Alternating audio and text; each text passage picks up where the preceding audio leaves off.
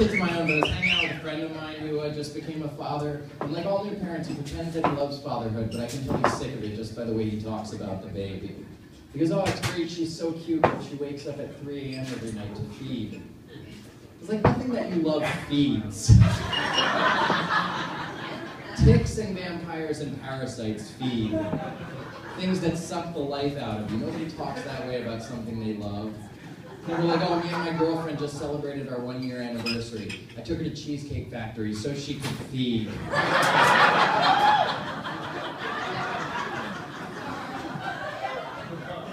Saw a pro-life billboard. It said babies get hiccups even before they're born, which is true, and I do not support abortion.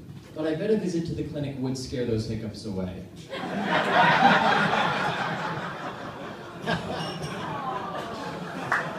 I like how it's a pro-life joke that offends pro-life people, just alienates everybody. The whole country, we're all alienated over political fights nowadays. We're fighting over so many stupid things, like transgender bathrooms. People are arguing over whether transgender people should have to use the bathroom that matches their biological sex or the bathroom that matches their gender identity. And both sides are upset because they don't want to have to use a public bathroom with someone who makes them uncomfortable. Which makes perfect sense, unless you've ever used a public bathroom. There's always someone who makes you uncomfortable. There's always a stranger who wants to talk while you're peeing, or there's a homeless person using the sink as a shower, or someone makes eye contact through that gap in the stall door. Or there's a kid who's pushing 12 but still pulls his pants all the way down to pee. Like, using a public bathroom and being comfortable is not a real experience that anyone's ever had.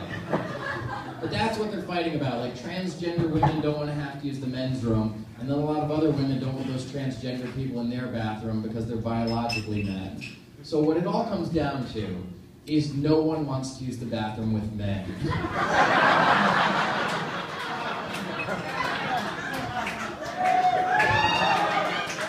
Like, as divisive as the issue is, everyone agrees that men and their bodies are disgusting. And it's true, men's bodies are way more disgusting than women's bodies. Just look at the sexy outfits people wear. Sexiest thing a woman can wear is lingerie, which is basically nothing at all. Sexiest thing a man can wear is a 3-piece suit. Just layers and layers of material, covering every inch of his horrible body. And then just to be safe, it's tied around his neck to make sure it doesn't fall off. That's why women all love that 50 Shades of Grey fetish, because when they do get a man naked, they're like, oh, you know what'd be hot now is if you blindfolded me.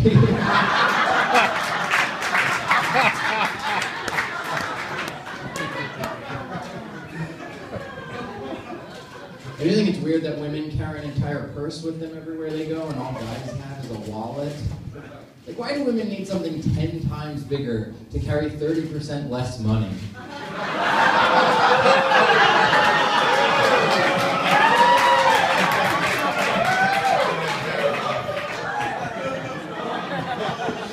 I heard a few O's, relax, it's a joke. The gender wage gap is a joke, it's been debunked over and over again.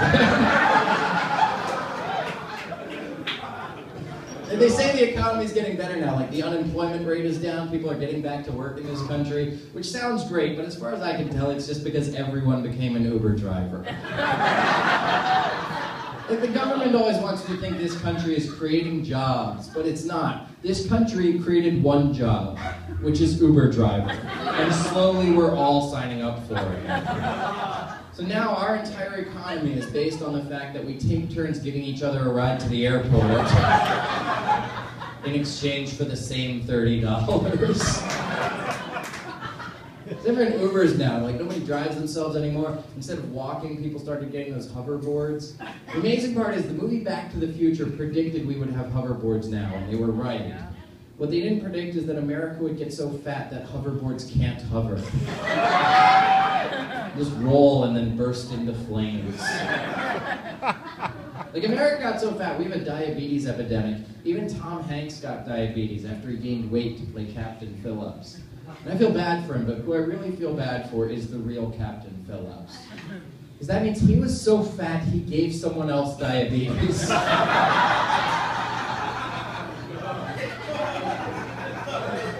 No wonder that starving African pirate hated him.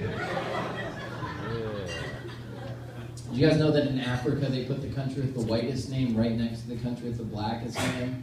There's a country whose name is spelled Niger. Then right next to it is a country named Chad.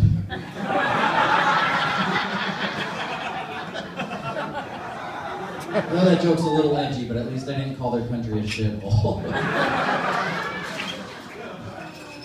I am a Republican. I know people hate Republicans. They call us bigots all the time. It doesn't even make sense anymore. We have one of the most diverse elections in history. Like, how can they still say Republicans are racist when one of our candidates was African American? And how can they still say Republicans are sexist when one of our candidates was a woman? And how can they still say Republicans hate immigrants when two of our candidates were raised by immigrants? It's just unfortunate they were beat by a racist sexist who hates immigrants. I don't love Trump as much as some people do. I don't hate Trump as much as some people do. Like, I try to be fair. Like, he has said some stupid things. Like, he said he wanted to ban Muslims from the country, which is a stupid idea. But the Muslim response is stupid, too. They're like, how dare he ban someone because of their religion? Then they all turn and pray towards the only city on earth that bans people because of their religion. Awesome. So some people get uncomfortable once you make fun of Islam.